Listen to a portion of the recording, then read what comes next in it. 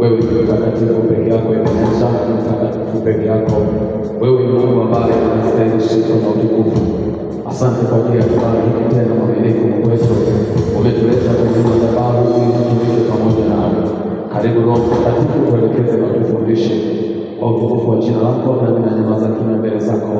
Amen. Bwana Yesu asifiwe. Naomba tuketi wana wa Mungu, naomba tuketi. Bwana Yesu asifiwe. Bwana Yesu asifiwe. Bado sijawasikia. Bwana Yesu asifiwe.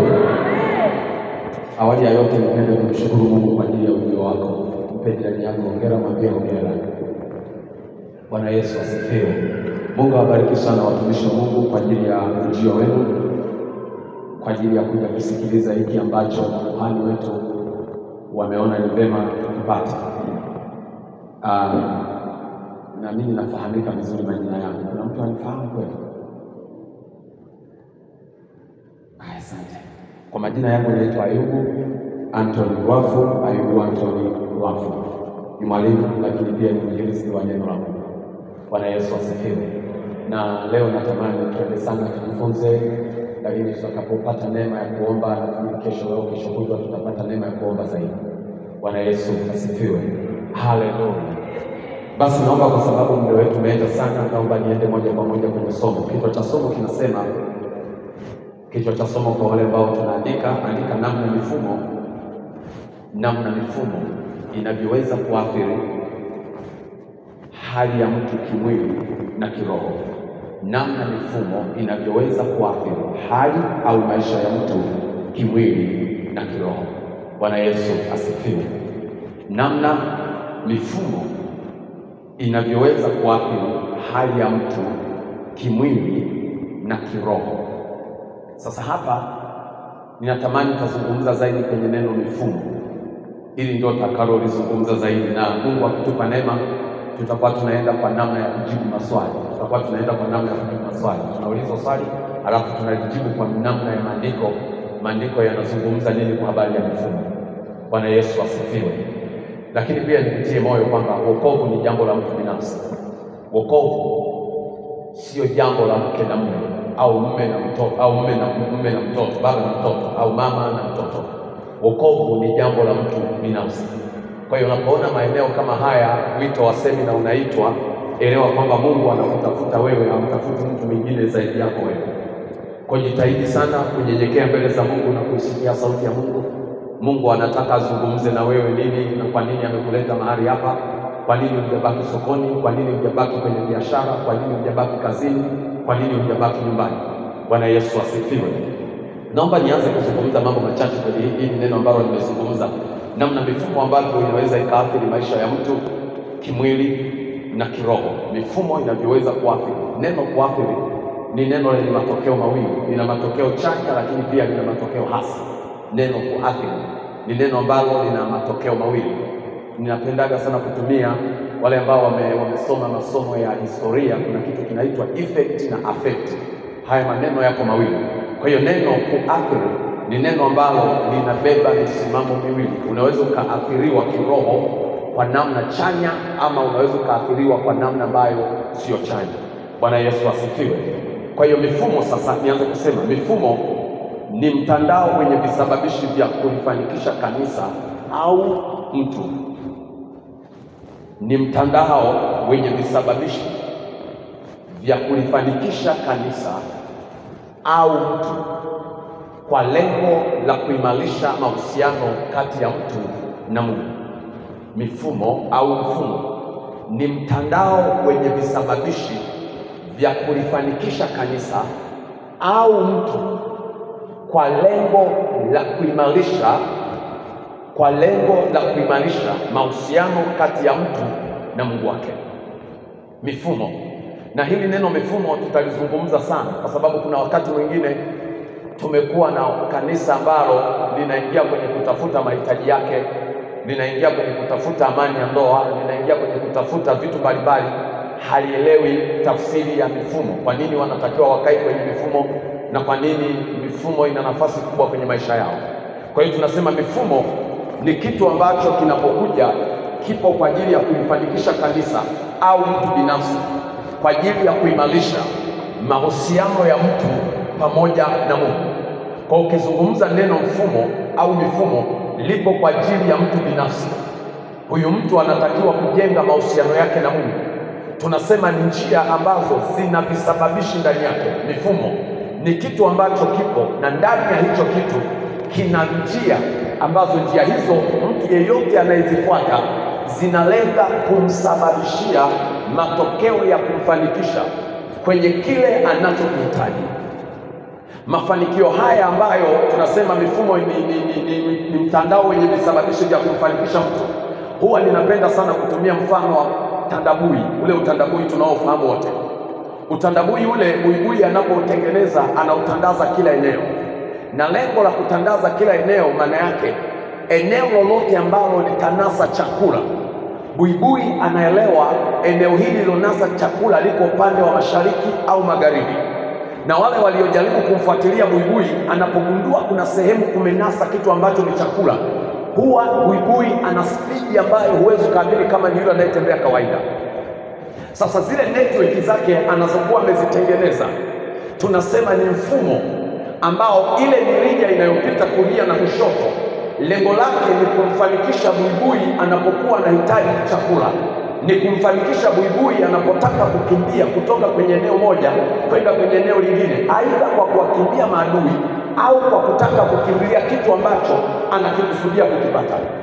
Kwa hiyo mifumo ni vitu ambavyo ndani yake vina visababishi vya kumfanikisha mtu, iwe ni kwenye ndoa, iwe ni kwenye huduma, iwe ni kazini, iwe ni kwenye biashara.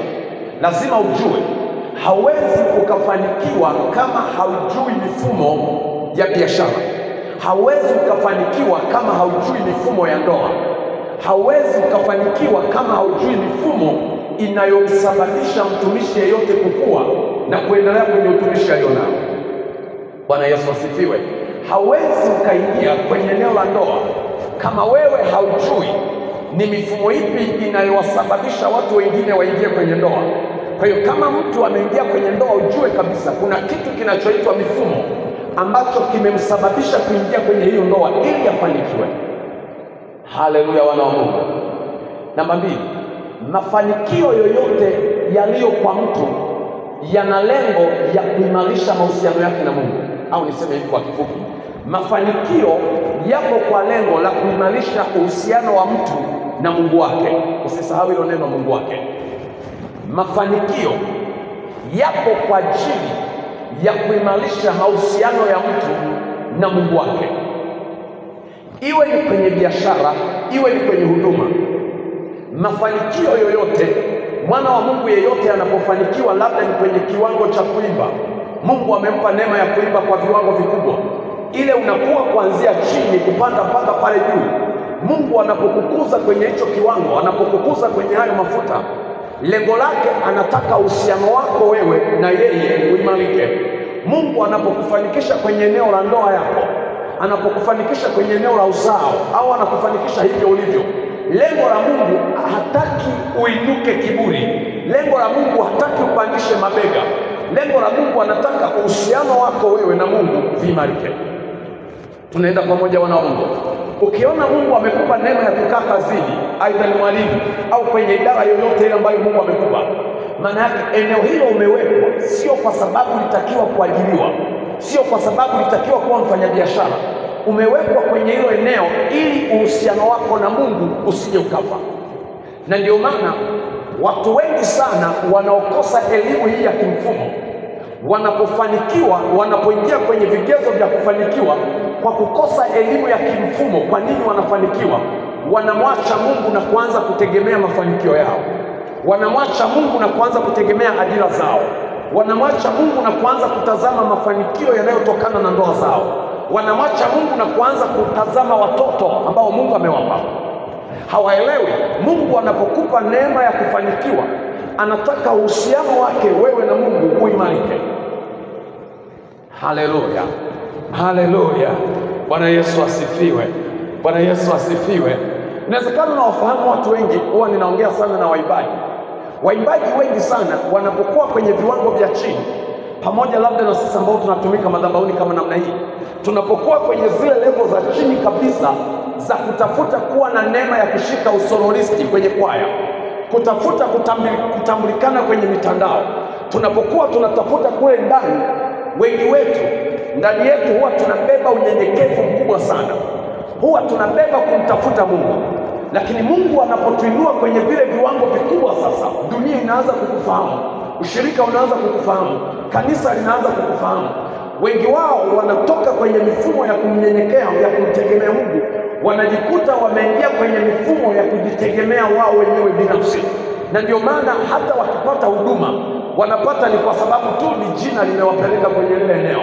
Wanapata kwa sababu tu kwa jina lao linafahamika kwamba kuna mtumishi fulani ana uwezo wa kutoa mapepo, ana uwezo wa kufanya nini, lakini ndani ya moyo wake mifumo ya kumtumikia Mungu imeharibika zamani mno, tangu alipoinuliwa. Ndio maana Daudi ana maombi fulani, anasema usinipe vingi wala vichache, ili niendelee kukutegemea wewe Mungu. Kwa nini? Kwa sababu ukikosa elimu ya mifumo, ukikosa elimu ya kitu kinachoitwa mifumo chenye visababishi vya kukutengenezea wewe ili uweze kufanikiwa, maisha yako yatakuwa ni maisha ya kuendelea kutumika kwa mazoea. Haleluya, haleluya, Bwana Yesu asifiwe. Uwe na uhakika, nimepata neema kidogo ya kukaa na kuzungumza na watu wakubwa wenye viwango. Miongoni mwa vitu ambavyo watu wengi ambao wameingia kwenye hii mifumo na mifumo imekubali, imewafanikisha, miongoni mwa vitu ambavyo hawawezi kuvifanya, wengi wao wanaacha kuomba. Anajua kabisa mifumo iliyopo mimi tayari natambulika, sauti yangu naimbaga sauti nyembamba, sauti yangu naimbaga sauti pana. Kwa hiyo hawezi kufunga, hawezi kuomba, hawezi kujinyenyekesha mbele za Mungu. Kwa nini? Kwa sababu mafanikio yoyote yana lengo la kuimarisha mahusiano kati ya mtu na Mungu wake. Sasa unisikilize, hilo neno Mungu wake, kuna aina mbili. Wasomaji wa Biblia wanaelewa kuna aina mbili za Mungu. Aina ya kwanza ni yule Mungu ambaye tunamwita Jehova, mwenye herufi kubwa, ile ya mwanzo au zote ni kubwa. Aina ya pili ipo kwenye kitabu cha Wakorinto, ni yule Mungu mwenye herufi ndogo, herufi zake zote ni ndogo. Sasa unaposema mafanikio yana lengo la kuimarisha uhusiano wa mtu na Mungu wake, inawezekana aliyekufanikisha wewe ni Mungu wa herufi ndogo. Lazima utamnyenyekea kwa sababu yeye ndiye aliyekupa hayo mafanikio. Inawezekana aliyekufanikisha ni Mungu wa herufi kubwa, wewe unajua nani kakufanikisha. Lazima utatafuta kumnyenyekea huyu Mungu wa herufi kubwa, ili mifumo isije ikakukataa, mifumo isije ikakutema. Bwana Yesu asifiwe, Bwana Yesu asifiwe. Ngoja niseme tena hili neno lingine. Asili ya mifumo ni rohoni. Mifumo yoyote unayoielewa duniani, asili yake ni rohoni. Ukiona kuna mifumo ya Simba na Yanga, ujue kabla haijafika hapo kwenye Simba na Yanga ilianzia rohoni. Tunaenda pamoja wana wa Mungu? Tunaenda pamoja? Ngoja nikupe mfano kidogo utaelewa. Ukiona kuna mifumo ya mipira Simba na Yanga, asili yake ujue ni rohoni. Wale mlio kama mimi mnaolipia ving'amuzi vya 28, tunalipa ving'amuzi vya 28 kwa lengo la kutazama Simba na Yanga au na vitu vingine. Ni wachache wanaolipia hivyo vifurushi vya 28 kwa sababu ya kutafuta Injili, kwa sababu ya kutafuta neno la Mungu. Na mipira ikiisha, wamama wanaelewa, hata ulipaji wa ving'amuzi unaisha. Kwa nini? Kwa sababu aliyekufanikisha ndiye atakayekusukuma kwenye hiyo mifumo. Kwa hiyo asili ya mifumo yoyote unayoielewa duniani, iwe ni ya vyama vya siasa, iwe ni mifumo ya kuliongoza taifa, iwe ni mifumo ya kuwafanikisha watu katika njia ya Mungu au sio njia ya Mungu, asili yake ilianzia kwenye ulimwengu wa roho. Rohoni kulipokaa, Mungu alitafakari kabla ya adui kuja. Ukisoma kile kitabu cha Mwanzo kuanzia sura ya kwanza, kitabu cha Mwanzo kuanzia ile sura ya kwanza, anzia tu mstari wa kwanza ule, unaweza kusoma chote, unaweza kusoma chote, lakini mimi nitazungumza tu. Andika tu kitabu cha Mwanzo kuanzia sura ya kwanza, mstari wa kwanza, unaweza kusoma mpaka kule kuendelea. Biblia inasema hivi: Mungu wakati anaumba ulimwengu alianza kutamka, akasema iwe nuru, iwe mchana. Akasema kayatenga maji, mbingu na maji yakatengana. Na zaidi anasema akatengeneza kila aina ya mimea, kila aina ya ndege, kila aina ya miti Kule mbele anasema na miti yote yenye matunda yenye kokwa ndani yake, akasema hiki ndicho kitakuwa chakula cha mwanadamu pamoja na ndege. Kwenye ile sura yote ya kwanza, Mungu alikuwa anatengeneza mifumo itakayomwezesha mwanadamu kufanikiwa kwenye hizo njia. Mungu alikuwa anatengeneza ramani kwamba huyu mwanadamu, ili asije katoka nje ya patano, asije katoka nje ya bustani ya Edeni, asije kaacha kunitegemea mimi, lazima nimtengenezee vitu ambavyo akiviona kwenye bustani ya Edeni hatafikiria kitu kingine chochote kwenye mawazo yake. Mpaka pale alipokuja kuingia shetani kwenye ile bustani ya Edeni, akaenda kamdanganya Eva, mifumo ikabadilika kwenye ulimwengu wa roho, kutoka kwenye njia za kumfanikisha mwanadamu kuingia kwenye njia za kumfanikisha adui. Haleluya, haleluya. Kwa hiyo mifumo ya Mungu ikaingiliwa na kirusi. Kirusi kikaingia kwenye ile mifumo. Wale wenye simu na vitu gani wanaelewa? Kirusi kilipoingia kwenye mfumo, kirusi kikiingia kwenye laptop yangu, kikiingia kwenye simu, kinaenda kuharibu mafaili yote na kinatengeneza kitu kingine ambacho sio mafaili tena, hayawezi kufunguka, lakini kule ndani yanaonekana. Kwa hiyo wakati shetani alipokuja kumdanganya mwanadamu alipoenda kula lile tunda, ndani ya mifumo ya Mungu kikaingia kitu kinachoitwa kirusi. Kirusi kilipoingia kwenye mifumo ya Mungu kupitia mwanadamu, mafaili yote ya kumfanikisha mwanadamu yakawa collapsed, yakaharibika. Na Mungu alipojaribu kuyafungua tena hayawezi kufunguka, alipojaribu kuyatengeneza tena hayawezi kutengenezeka, mpaka alipomtuma Yesu Kristo kuja kuyatengeneza kwa upya. Uwezo kanielewa ninachozungumza, utanielewa kwa mbele. Bwana Yesu asifiwe. Bwana Yesu asifiwe. Na ndio maana kwenye maisha tulionayo, kuingia kufanya biashara wakati hujui hiyo biashara unafanya na mfumo gani, ni kupoteza muda. Kuingia kwenye ndoa wakati haujui hiyo ndoa umeingia na nani, unapoteza muda. Kuingia kwenye huduma, iwe ni ya kuiba, iwe ni ya kuhubiri, iwe ni ya kuomba, iwe ni ya biashara, kuingia kwenye hizo huduma bila kuelewa umeingia na nani kwenye hizo huduma, unapoteza muda wako na utachelewa sana kwenye ulimwengu. Umri utaenda, utazeeka na hakuna kitu utafanya, kwa sababu mafaili ya kumfanikisha mwanadamu yalishaharibiwa kule Edeni. Haleluya, haleluya. Bwana Yesu asifiwe. Kanisa linatumia njia mbalimbali za kila namna. Ukiona leo tuna semina hapa ndani, ni kwa sababu makuhani wetu wanatamani kanisa lifanikiwe, kanisa lisogee, aidha ni kwa viwango vya rohoni au ni viwango vya mwilini.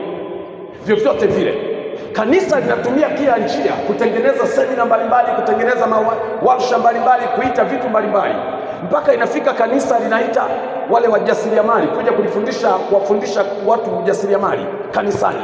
Lakini pamoja na hayo, leo tukiulizana hapa, ni wangapi wamesoma zile kozi za ujasiriamali wa kutengeneza sabuni? Unaweza kukuta ni wengi sana, lakini ni hatua ipi wamesogea? Hakuna walichosogea. Haleluya. Leo ukiona tumekuja ili kanisa, mimi nalifahamu huwa linajaa. Ukiona tumekuja wachache hapa, ni kwa sababu watu wanategemea akili zao kutafuta mafanikio, na wanafikiri kwamba wakitegemea mifumo ya akili zao, wakitegemea mitaji yao, wanafikiri kwamba wanaweza wakafanikiwa.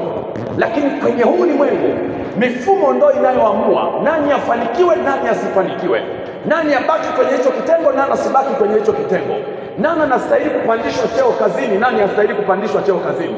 Kinachoamua ni aina ya mifumo, ambayo mifumo hiyo imekutengeneza wewe kupanda cheo au kushushwa cheo. Nilikuwa naongea na mdogo wangu, amesoma, amemaliza, ana elimu kubwa kidogo. Wameenda kwenye interview za kila namna,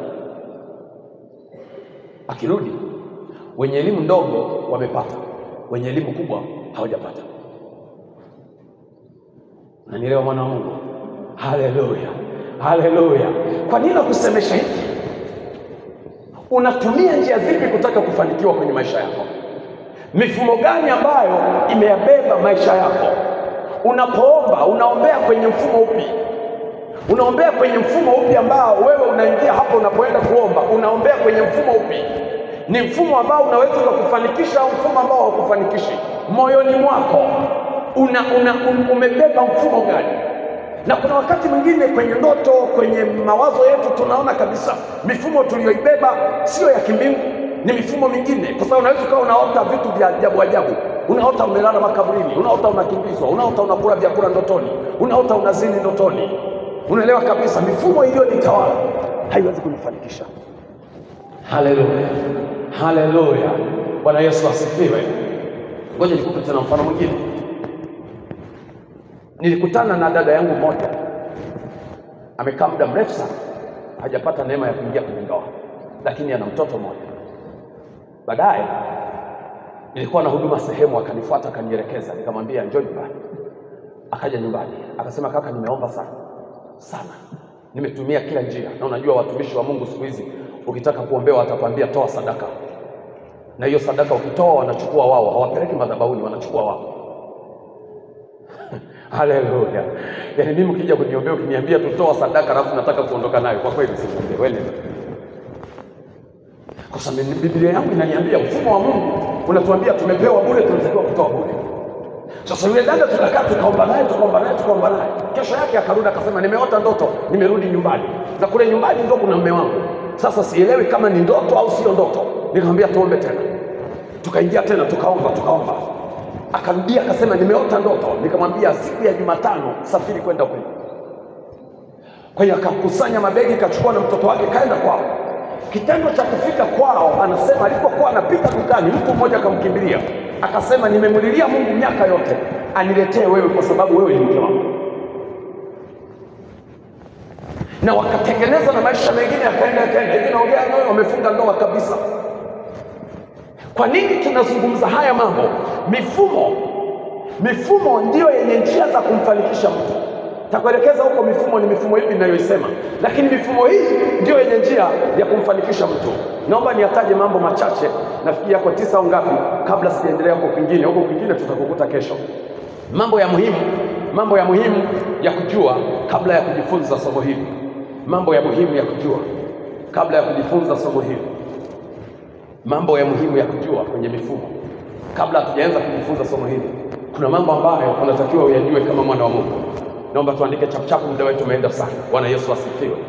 Jambo la kwanza, tunapoenda kusoma habari ya mifumo, unachotakiwa kukuelewa, namba moja, unachotakiwa kujua ni kujua mifumo inavyotawala ulimwengu kwa jinsi ya roho. Ni kujua mifumo inavyotawala ulimwengu kwa jinsi ya roho. Andika Waefeso 6:12. Ni kujua mifumo inavyotawala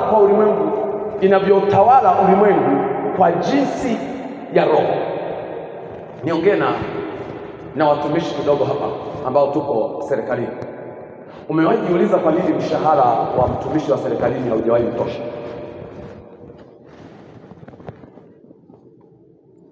Haleluya.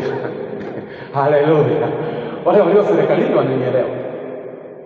Hata ungepata milioni, watumishi wengi wanaelewa kama ana neema ya kuvuka na mshahara tarehe 10, tarehe 11, huyu ni mwanaume. Wanaelewa huyu ni mwanaume.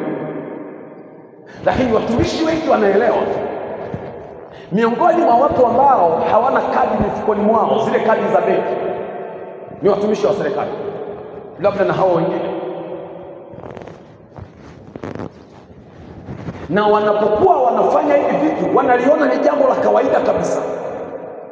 Kwa nini? Kwa sababu mifumo. Nilikuwa naongea na rafiki yangu mmoja, anaomba, nataka kupata kazi, lakini anaomba hayo maombi, anamchukia kweli kiongozi wa nchi, anamchukia kweli. Nikamweleza, nikasema hivi, umewahi ona pepo linamwajiri mlokole? Yaani leo kuje pepo limekuja linasema, nataka mlokole nimweke kwenye ofisi yangu. Kwa hiyo kama hili pepo haliwezi kumwajiri mlokole, uwe na hakika wana wa Mungu wanaotaka kuishi kwa amani wana nafasi na wanayo sababu ya kuomba Mungu aweke kwenye hayo madaraka mtu ambaye atawasababisha kuwaonea huruma huku chini. Akiwaonea huruma atawapandisha. Kwa hiyo ulimwengu huu tulionao ni kutaka kujua, kanisa na mtu mmoja mmoja anatakiwa kujua ya kwamba ulimwengu tulionao unatawaliwa kwa namna ya roho, na kama unatawaliwa kwenye ulimwengu wa roho, kwenye kitabu cha Waefeso 6:12 anasema, kwa maana kushindana kwetu si juu ya damu na nyama, bali ni juu ya falme, mamlaka, juu ya wakuu wa giza hili, juu ya majeshi ya pepo wabaya katika ulimwengu wa roho. Kushindana kwetu, tunaposhindana tunashindana kwenye ulimwengu wa roho. Manake mtu yeyote anayetafuta ajira, anayetafuta ndoa, anayetafuta nyumba, anayetafuta biashara, lazima ajue ya kwamba biashara zinafanyika kwa namna ya mwili, na kama zinafanyika kwa namna ya mwili, hawezi kuzipata hizo biashara mpaka amejua namna ya kupambana rohoni, ambapo huko ndiko kwenye asili ya vitu vyote. Haleluya! Nilikuwa naongea na mtu mmoja akasema, kwenye kitabu cha Mwanzo 1:26 Mungu anasema, na tumfanye mtu kwa mfano wetu, wakatawale samaki wa baharini pamoja na vitu vingine. Ameainisha pale vitu vingi sana. Alafu kule mbele anasema, na tumfanye mtu kwa mfano wetu. Kule mbele anasema Mungu akamfanya mwanaume na mwanamke. Maana yake ni nini? Maana yake ni kwamba aliyekuwa wa kwanza kutengenezwa na Mungu alikuwa ni mwanaume. Kwa hiyo sasa, kama ndani ya nyumba yako, kama kwenye ndoa yako kunapata shida, mwanaume unatakiwa kurudi rohoni ukamchukue mke wako ambaye ni sahihi. Umenielewa mwana wa Mungu? Okay, najua hujanielewa. Ngoja nirudie tena. Nimewahi ota ndoto moja. Nilikuwa nafanya maombi ya kukomboa mwenzangu. Alafu nikaota wale wenye ukoo wamekuja wanasema tumekupa mwili, hatujakupa roho.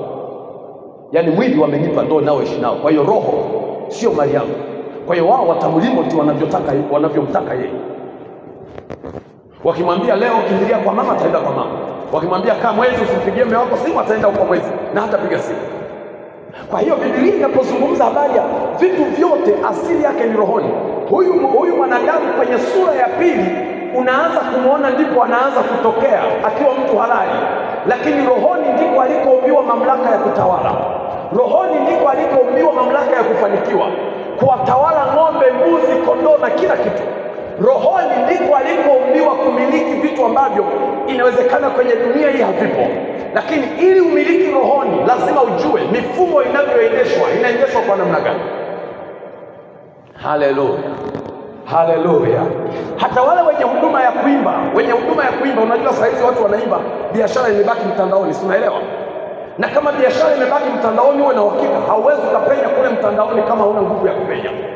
Utabaki unaposti nyimbo nzuri, unaposti mahubiri mazuri, unaposti vitu vizuri, lakini waliotawala ule ulimwengu wa roho kwenye mifumo ya mitandao ni wale wa upande wa pili, na hawa ndo wamefanikiwa kwa sehemu kubwa. Hata kanisa macho yake yote yapo. Haleluya.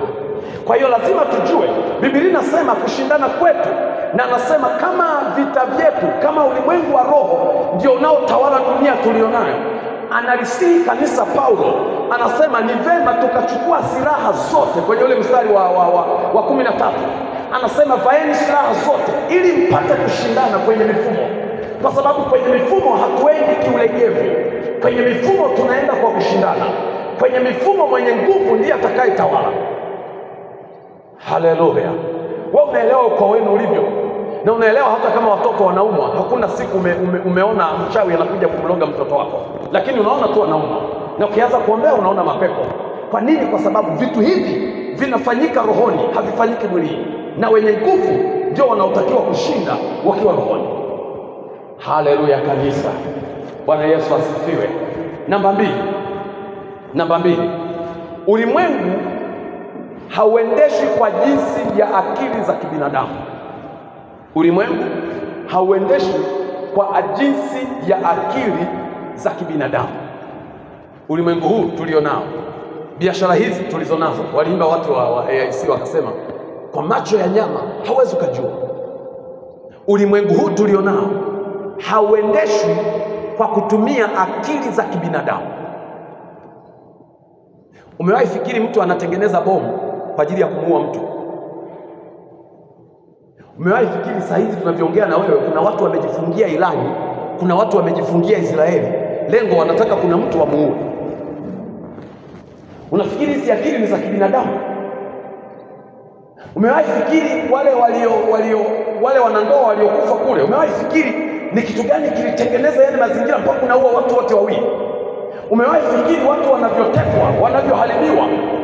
Unafikiri mambo haya yanaendeshwa kwa jinsi ya mwili? Na bahati mbaya, dunia tulionayo, Wakristo tulionao, wana wa Mungu tulionao ni hodari kuzungumza kuliko kuomba, kwa sababu wanaamini kabisa wataishinda mifumo kwa maneno yao.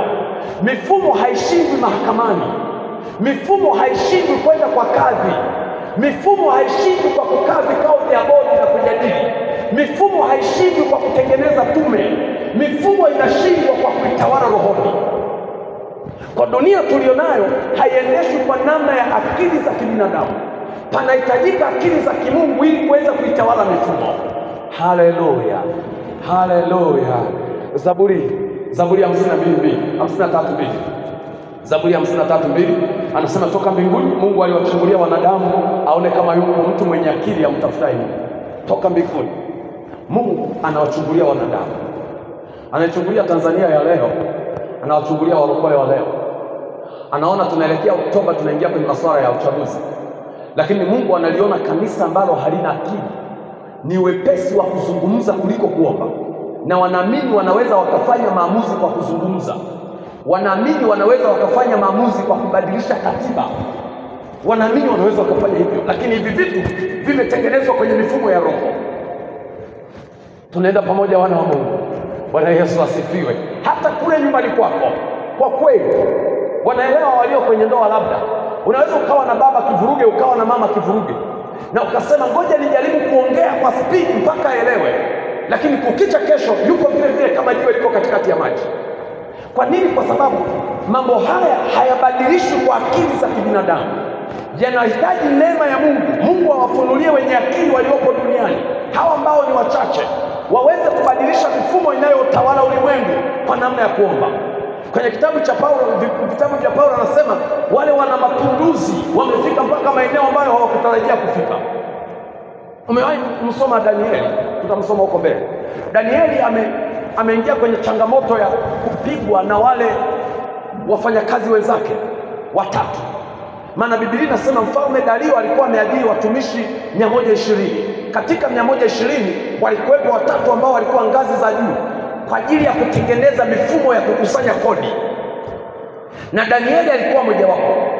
Wale wenzake wawili walipogundua Danieli ni mwaminifu kwa Mungu wake, lakini pia Danieli chochote anachokitengeneza kwenye ile mifumo ya serikali ya Dario kinafanikiwa, wakasema hatuwezi kumpata Danieli kwa kuzungumza, hatuwezi kumpata Danieli kwa kumvizia, tutengeneze sheria itakayomkataza kwenda kuomba kwa Mungu wake aliye hai.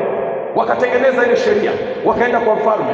Mfalme akagonga mihuri kwamba atakayekamatwa atatumbukizwa kwenye tundu la simba, ataliwa mpaka afe. Na vitabu vingine vinasema wale simba walikuwa hawajala muda mrefu, walikuwa na njaa. Lakini Danieli akagundua, ili niweze kuendelea kupata kibali mbele za hawa watu wengine, lazima nikubali kuendelea na mifumo niliyokuwa nayo. Maneno yao hayanizuii, ratiba zao hazinizuii, furaha yao hainizuii. Nitaendelea kwenda mbele za Mungu nikiomba. Kilichokuwa kinatafutwa kwa Danieli ni kitu kinachomfanikisha Danieli, sio Danieli. Ndio maana walisema tuzuie kuomba kwa Danieli. Tukizuia kuomba kwa Danieli, Danieli hawezi kufanikiwa. Haleluya. Umewahi fikiria kinachotafutwa kwako ni nini? Umewahi fikiria majirani unavyoishi nao, ofisini unavyoishi nao? Umewahi fikiria kinachotafutwa kwako ni nini? Ninakupa haya maswali ili uanze kutazama ni kitu gani kinatafutwa kwa mkuu wako wa kazi, bosi wako. Umewahi fikiria anatafuta nini kwako? Mume wako anatafuta nini kwako? Kwa sababu wakati mwingine tuna kina baba, unaomba anafungulia sabufa mpaka mwisho. Mungu hazuiliwi na kelele za sabufa. Hata wangefungulia mpaka mwisho, endelea kuomba kule chumbani. Mungu ni yeye yule, hazuiliwi na kelele za mwanadamu wala kelele za sabufa. Maadamu huyo mwanaume hajakufukuza ndani, na hata kikufukuza ndani, kaombee chooni, kwa sababu kinachotafutwa ni kuondoa mfumo. Danieli akaanza kuomba. Biblia inasema alianza kuomba mara 3 kama kawaida yake, na awamu hii alifungua milango, kwa sababu alijua vita hii sio vita ya kawaida, hii ni vita ya kimfumo. Mimi sigombani na hawa watu, nagombana na mifumo ambayo ndio inataka kunizuia.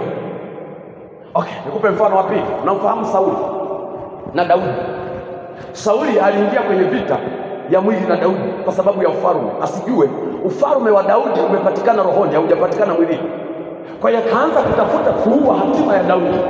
Kadiri alivyokuwa anamtafuta Daudi, ndivyo alivyokuwa anajichelewesha kufanya mambo yake mengine kwenye mfumo. Daudi anapokuja kuchukua ule utawala, Sauli amekwisha kuangamia kwenye vita. Fikiria Daudi angeingilia kupigana na Sauli, mpaka ameenda amekata nguo yake, amefanya vitu vingi kwa Sauli, lakini Sauli amwachi. Kwa hiyo kanisa tulionalo, wana wa Mungu tulionao, asilimia kubwa lazima tuelewe vita vyetu sisi tunashindana kwenye mifumo. Hii mifumo ukielewa namna inavyofanya kazi, usimchukie mtu bure. Kuna mfumo unaomtengeneza wewe vile, usimchukie mtu bure. Haleluya, haleluya. Tulikuwa na wazee fulani nyumbani, wanasumbua kweli, wanasumbua kweli. Wazee mpaka wanataka kuhama nyumba. Nikamwambia, sasa wazee, mkihama nyumba, nani amewaambia mchawi anakimbiwa? Sasa tunamkimbia mchawi, unaenda wapi? Eti mimi bora hii nyumba nikajenge kwingine. Ukija Sumbawanga huku ndo wapo kibao. Nani amekwambia mchawi anakimbiwa? Nikamwambia, hawa watu hawapigani kwenye mwili, wanakuja rohoni. Na ndio maana hata vitu wanavyovifanya hamwezi kuvielewa na hamwezi kuviona. Mnashtukia tu kuna mazingira yanaendelea. Mungu atakachokusaidia ni kukuonyesha tu ubaya wako ni nani. Lakini rohoni, nani amekwambia ndotoni tunakamata watu? Ndio maana walioinuka kusema mama fulani ni mchawi, baba fulani ni mchawi, wote walipelekwa kwa kadhi, walienda kujibu mashtaka yao. Kwa nini? Kwa sababu eneo mojawapo ambalo wana wa Mungu mnatakiwa kulijua ni kufanya kazi na Mungu kwenye mifumo ya rohoni. Usifanye kazi na mwanadamu kwenye mifumo ya mwilini. Cheka naye, kula naye, furahi naye, lakini rohoni lazima umtambue ni mtu wa aina ipi. Kwa sababu kama kuna watu wanafundishwa unyenyekevu na utii, ni walio upande wa pili. Haleluya, haleluya. Nikamwambia wazazi, hii kesi ni ya kimfumo, na kama kesi ni ya kimfumo tunatakiwa kuwapiga kwenye mifumo. Hujawahi sikia mtu anasema yani wamefunga geti tumeshindwa kupita kabisa usiku. Kwa tukachukua majina yao tukayapeleka madhabahuni. Tukaanza kuomba. Wa kwanza sijui walioenda kumuua wakamkamata, alikuwa mbibi, ameenda mashineni kwa wazee, kazoa unga. Wateja wakaisha. Na hii inafanyika kwenye maduka ya watu wengi sana. Mtu anakuja anazoa mchanga naondoka. Unashangaa duka ghafla limekauka. Kazini ghafla umeanza kuchukiwa bila sababu. Kwa hiyo watu wakaenda wakamkamata huyo mama wa kwanza, wakamtenganisha kichwa na kiwiliwili, wakaondoka naye. Wazee wanasikitika, amekufa. Nikamwambia msisikitike, vita ya mifumo inapambana na mifumo yenyewe. Wa pili yuko duniani, yuko dukani kwake anauza, ghafla kaumwa, wanamkimbiza kupeleka hospitalini, ameisha. Lakini pia kazini kwangu mimi nilikuwa na watu ambao unaamka asubuhi unaenda kwenye kiti, wamemwaga vitu vyeusi kwenye kiti. Watu wengi wanaanza kupiga kelele ofisini, nani anataka kuturoga, nani anatuangia. Ile ni vita ya kimfumo, na aliyemwaga hivyo vitu huwezi kumkuta mpaka umeingia kuomba Mungu akufunulie hiyo mifumo namna inavyotenda kazi. Ukikaa huko ndani Mungu atakuonyesha. Haleluya. Kwa hiyo ulimwengu huu hautawaliwi kwa akili za kibinadamu, hautawaliwi kwa namna ya kawaida. Lazima ujue. Umewahi fikiri yule binadamu aliyetengeneza midoli ya kufanyia mapenzi aliwaza nini?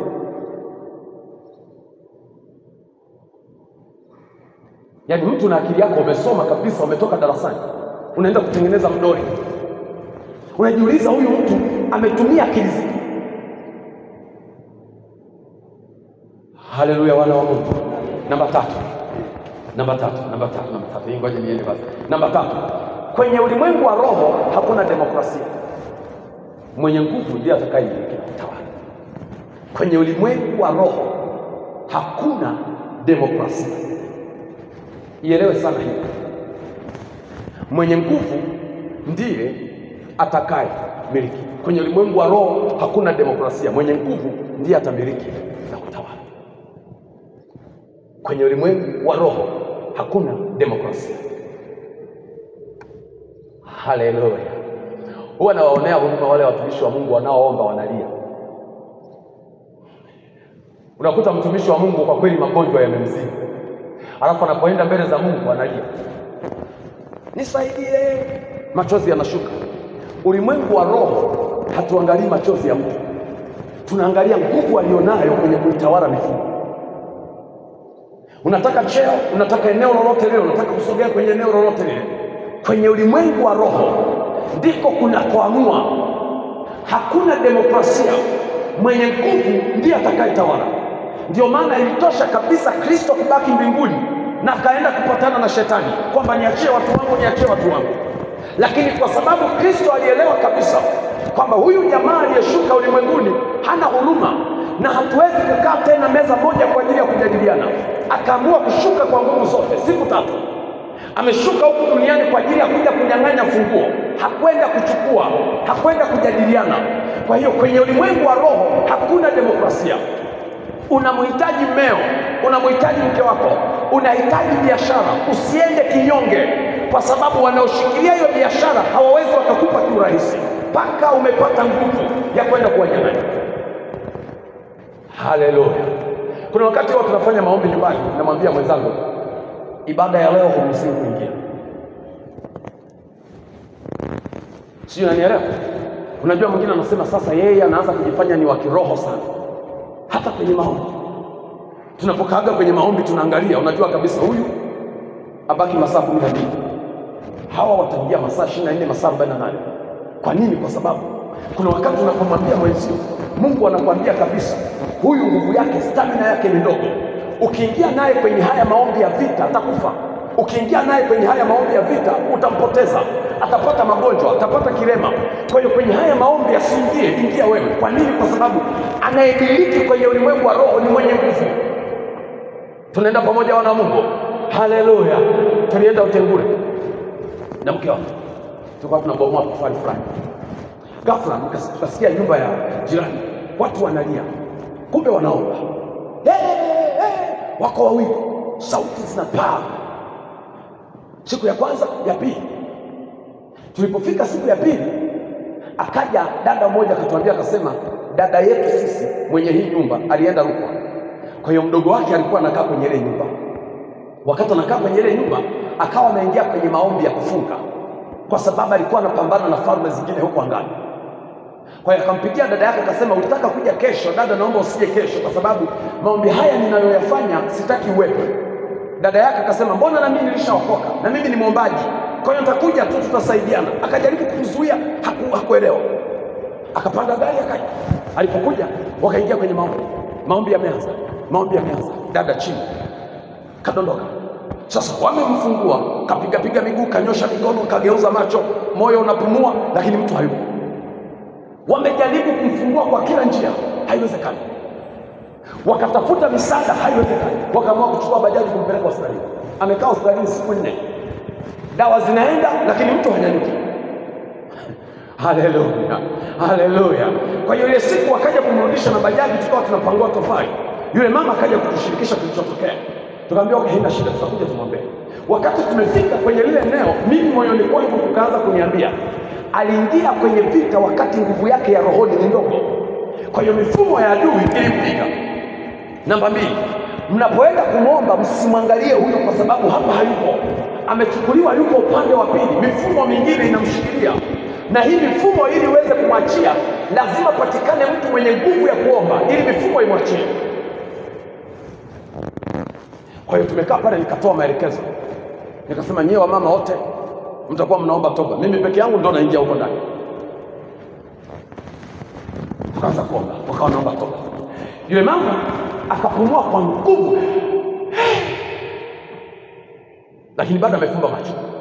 Nilipomwangalia nikamwambia amesharudi, acheni kuomba, twendeni nyumbani. Wamekaa, wameanzia saa 11, saa 12, saa 3, saa 4, saa 5, saa 6, saa 7, saa 8, bado hajazinduka. Saa 9 usiku wakashtuka. Aliposhtuka akasema, yule mtumishi wa kiume mruafu yuko wapi? Kumbuka alikuwa kwenye mazingira ambayo hajiwezi. Kwa nini nakuelekeza hili mwana wa Mungu? Kwenye ulimwengu wa roho hakuna demokrasia, na sio kila maombi unaweza kushirikisha mtu. Kuna wakati tunapita kwenye tunahitaji biashara kubwa, kuna wakati tunatafuta vyumba vya biashara maeneo ambayo wanaotumiliki ni wakubwa, wanaomiliki vile vibanda vingine ni watu ambao wana nguvu kubwa ya kumiliki hivyo vibanda. Kuna wakati tunaibuka huduma, umeona huduma za uinjilisti, huduma za walimu, huduma za uimbaji zinachipuka kwenye kanisa ambalo kanisa hilo lile kanisa linakamatwa na falme. Hawawezi kuruhusu huyu kijana akaendelea kwa kutangaza habari ya mifumo ya Mungu aliye hai. Kwa hiyo watatafuta kila namna, watampiga vita, watampeleka kwenye vikao vya baraza, watamwinda huku na huko, watamsababishia kila kitu.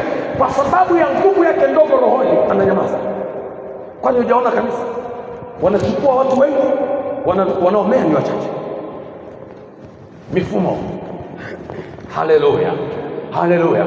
Haujaona tuna makanisa ambayo ukiingia tu pasta umehamishiwa, lazima ukutane na wazee fulani fulani, wanakupa utaratibu wa hiyo kanisa, kwamba kwenye hili kanisa bwana hatutaki watu kuombewa.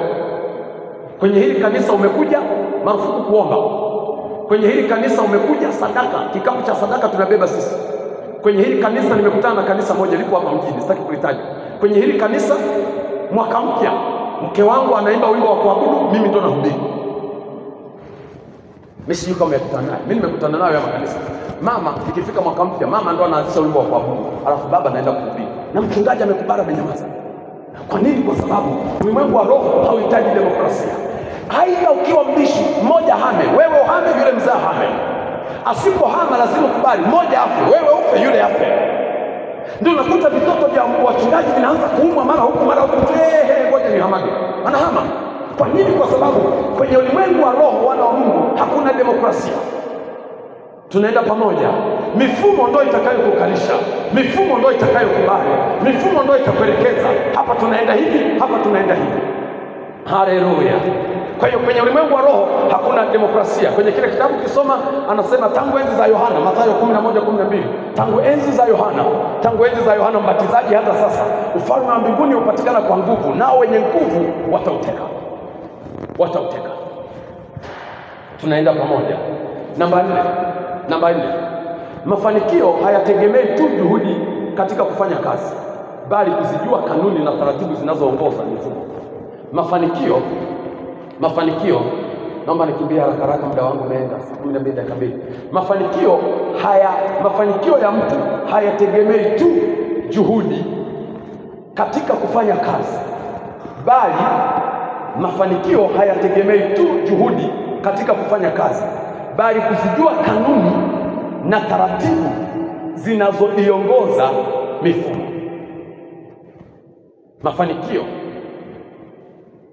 ya mtu hayategemei tu juhudi ya kufanya kazi, bali kujua taratibu na kanuni zinazoiongoza hiyo mifumo. Haleluya. Bwana Yesu asifiwe. Umewahi ona, mimi nimekutana na watu wengi sana. Umewahi ona mtu anafanya kazi, anaenda shambani saa 11 asubuhi, anarudi saa 11 jioni, au na giza kabisa anarudi nyumbani. Lakini tangu ameanza kulima, alianza kulima akiwa na miaka 18 na sasa na miaka 40. Hakuna mafanikio yoyote aliyofanya, hata kusogeza tu tofali la kujengea msingi hana. Umewahi ona mtu anashinda 7 lakini kula yake tu ni shida? Umewahi ona mtu ni mfanyakazi, mtumishi mzuri wa serikali, lakini angalia nguo anazovaa, angalia nguo za watoto wake, angalia nguo za mke wake, angalia kiatu chake. Nenda ndani kwake ukaangalia mazingira anayoishi. Ni mfanyakazi wa serikali mzuri, na kazini kwake anategemewa. Wakimtafuta mtu mzuri kufanya kazi kule serikalini, mtu mwaminifu, wanampa yeye kipaumbele. Lakini angalia maisha aliyonayo, kwa sababu wengi wanategemea. Ndio maana nikikaga na wafanyakazi wangu na waambiaga, wafanyakazi wenzangu na waambiaga, usitegemee hela ya kusimamia mtihani itakufanikisha. Katika hiyo fedha ya kusimamia mtihani kuna watu inawatoa na kuna watu hawaoni chochote. Usitegemee semina, usitegemee warsha, usitegemee kuitwa kwenye vile vifursa vidogo vidogo. Maana nimeona kuna watu wamekusana na wakubwa wa kazi zao, wamekusana viongozi wao kazini, eti tu kwa sababu yeye hajawahi itwa tangu amefika kwenye kile kituo cha kazi, hajawahi pelekwa kwenye semina, hajawahi pelekwa kwenye eneo lolote. Mafanikio hayategemei juhudi ya mtu tu, pamoja na kwamba juhudi ni muhimu, lakini kuna kitu kinachoitwa kujua taratibu na kanuni za mifumo ambayo inamfanikisha mtu. Mafanikio hayategemei juhudi yako ya kufanya kazi, juhudi yako ya kushinda kazini, hayategemei hicho kitu. Yanategemea kuzijua kanuni na taratibu, ambazo kanuni hizo ndizo zitakazokusababisha wewe ufanikiwe. Tunaenda pamoja, wana wa Mungu. Kwa usijaribu kufanya juhudi kwa bidii. Mimi kuna wakati naongeaga na watu, unajua kuna mtu analima heka 6, alafu kuna mtu analima heka 2. Mwenye heka 2 anapata zaidi, mwenye heka 6 kapata gunia 3, gunia 4, gunia 5. Mwenye heka 2 ana gunia 50 na gunia 60. Kwa nini? Kwa sababu mafanikio hayategemei hicho kitu. Mafanikio yanategemea kujua kanuni na taratibu. Haleluya. Namba tano. Nataka nimalize hizi 9 mwana wa Mungu. Namba tano ili kesho tuanze kipengele kipya. Namba 5. Ili tuweze kushinda mifumo, lazima tukubali kupita kwenye mchakato wa kujua na kufahamu utendaji kazi wa mifumo. Basi nifupisheje hii?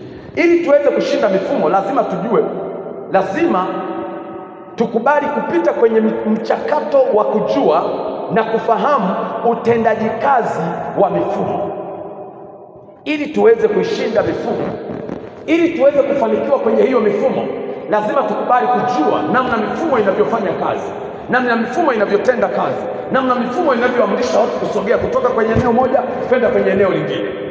Kelele nyingi, juhudi za kufanya kazi ni muhimu, lakini hazitatusaidia kusogea kwenye mafanikio. Haleluya. Namba 6. Mafanikio ni kwa ajili ya watu wanaoielewa mifumo kikamilifu. Mafanikio ni kwa ajili ya watu wanaoielewa mifumo kikamilifu.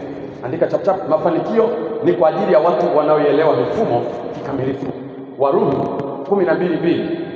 Mafanikio ni kwa ajili ya watu wanaoielewa mifumo kikamilifu. Warumi 12:2 anasema, wala msifuatishe namna ya dunia hii, bali mgeuzwe na kufanywa upya nia zenu, mpate kujua hakika ya mapenzi ya Mungu yaliyo mema, ya kumpendeza. Wala msifuatishe namna ya dunia hii. Tunaifuatishaje namna ya dunia hii? Tunaifuatisha namna ya dunia hii kwa kukopi, kwamba huyu amefanikiwa kwa kufuga nguruwe, ngoja na mimi nianze kufuga nguruwe. Mifumo yako inasemaje? Mafanikio yako yako kwenye kufuga nguruwe au hayako kufuga nguruwe? Mafanikio yako yako kwenye wito au hayako kwenye wito? Kwa hiyo kwenye Warumi 12:2 anasema msifuatishe namna ya dunia, msifuatishe wengine walivyofanikiwa. Umewahi ona wale waimbaji? Mnisikilize waimbaji. Umewahi kutana na wale praise wanaimba? Wameona huko kwenye mitandao kuna mtu akiimba ananyonga kisauti, na wenyewe wameshaanza hivi. Alafu wanaokusikiliza wakikusikiliza wanaona huyu boya. Lakini wakimsikiliza mtu kule wanasema yes, hii sauti nilikuwa nahitaji. Kwa nini? Kwa sababu mafanikio yanahitaji kujua mifumo kikamilifu. Msifuatishe namna ya dunia. Umewahi ona waimbaji fulani kwamba nimemwona Rose Muhando ameshona gauni fulani limemkaa, na mimi nikienda kushona ile gauni litanikaa. Umeenda kushona, umefika mbele za watu nakosa kibali. Kwa sababu mafanikio yanahitaji watu wanaojua mifumo kikamilifu. Namba 7 ni kuona kila mtu anakuwa mwombaji kwa kuzingatia kanuni za mifumo husika. Ni kuona kila mtu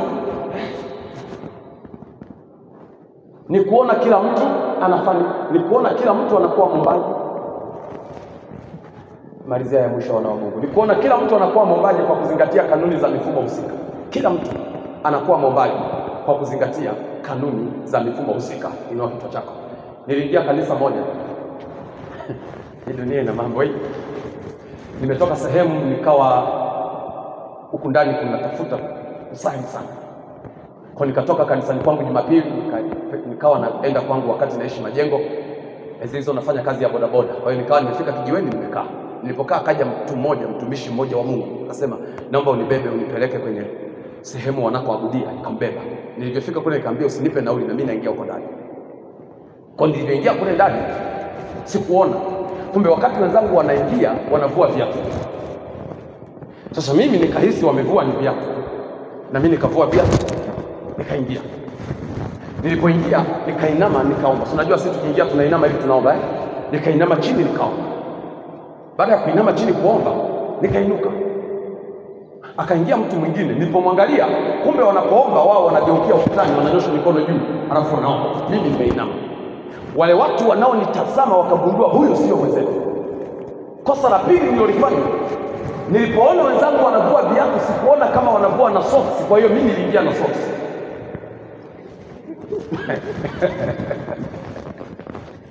Kwa nini nazungumza kwenye hili eneo? Ni kuona kila mtu anakuwa mwombaji kuzingatia kanuni za mfumo husika. Kwa baada ya muda kidogo akapita yule mama mmoja akainuka kutoka kule nyuma, akaja hapa katikati kuna zulia jekundu. Wale watu hawana viti wanakaa chini. Kuna zulia jekundu, wana nyumba nzuri kweli ya kuabudia.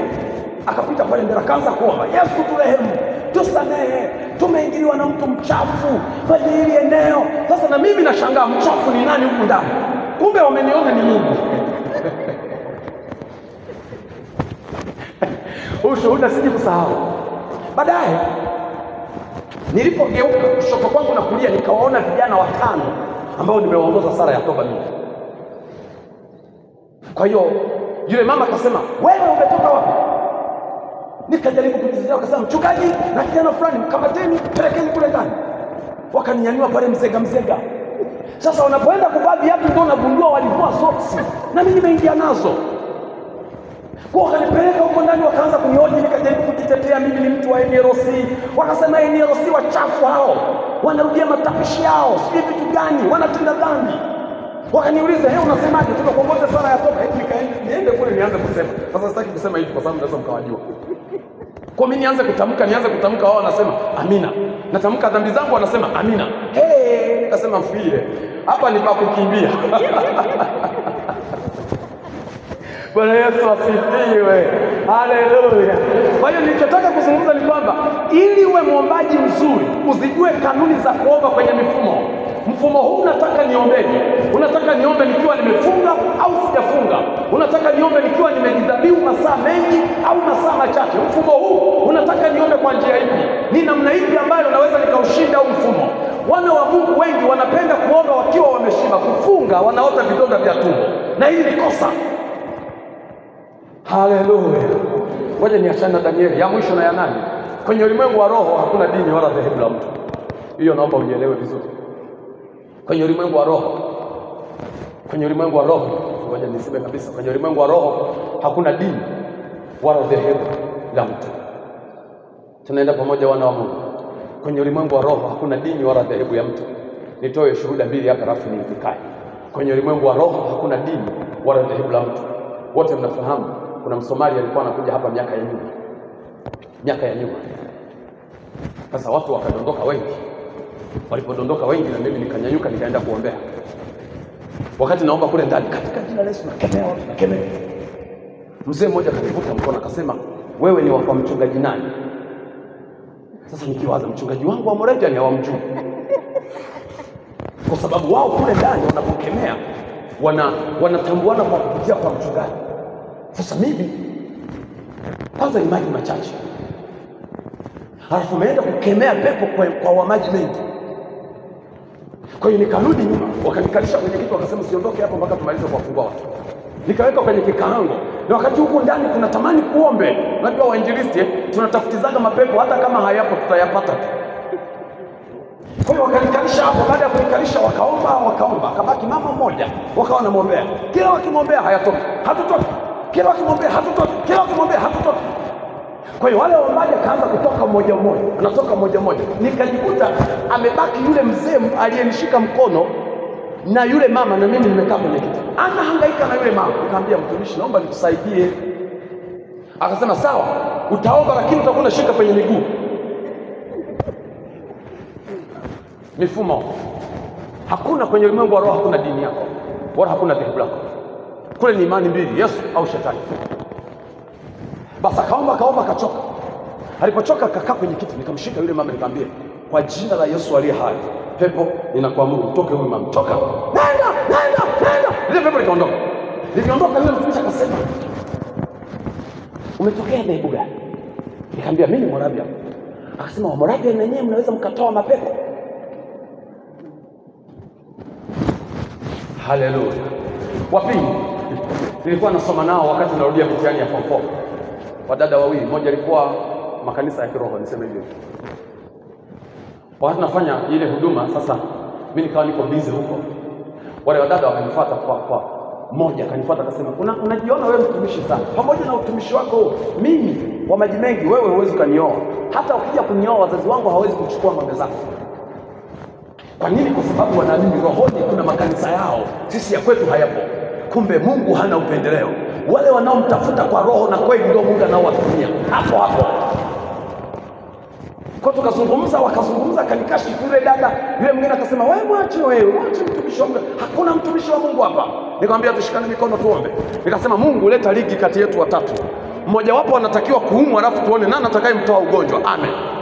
Tukamaliza. Tulimaliza, wiki imeisha, wale wadada hawaje tena kusoma. Kumbe mwenzao kaumwa, wakampeleka Sango Siapo. Ile dada naomba kaita na wenzake, pepo alitoki, limekaa kimya. kafanya anavyoweza kufanya, halitoki. Baadaye dada yake akanipigia simu akasema, dada yako anaumwa, tumemlaza hapa wiki nzima Sangosi, tumemtoa na hali kwa njoo muone. Nikashuka nikamwambia yule dada, tumemwombea, nimemwombea sana mpaka nimeita wachungaji. Nikamuuliza, kwa hiyo nimemwombea kimetokea nini? Akasema bado hali, na siku ya 3 saa hizi hana, amefunga tu kinywa chake. Nikamwambia okay, haina shida, kaeni hapo. Unajua Mungu akikuthibitisha unachotaka kukifanya, una nguvu za kufanya, kwa sababu unajua njia za kuingia na kutoka kwenye mifumo.